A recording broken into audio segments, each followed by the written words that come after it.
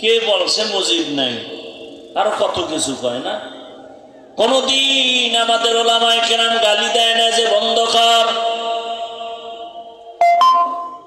আমরা জিয়ার সৈনিক, কে বলেছে জিয়া নাই? আমার দেশের কোন আলেম বলে নাই তোরা কাফের হয়ে গেছো বন্ধ কর, বলছে?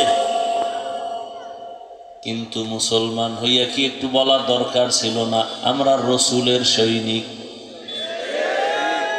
এটা বলা দরকার ছিল না? আমরা রসুল সৈনিক, আমরা মদিনার সৈনিক, আমরা কোরআনের সৈনিক। মুসলমান হিসেবে এটা দরকার ছিল না? বলেন, সত্য কথা বলেন। মুসলমান হিসেবে তো দরকার ছিল। আমরা নবীর সেনা, নবীর সৈনিক, আমরা ইসলামের সৈনিক। একবারও বলার খবর নাই।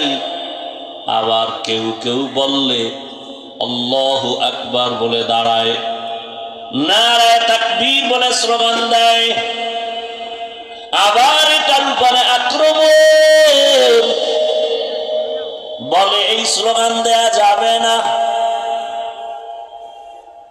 তুমি মুজিব সৈনিক দাও, জিয়ার সৈনিক স্লোগান দাও, আরো আরো কত কিছু।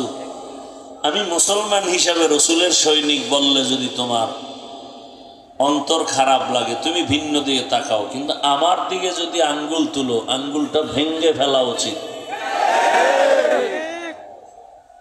সমস্যা আপনাদের।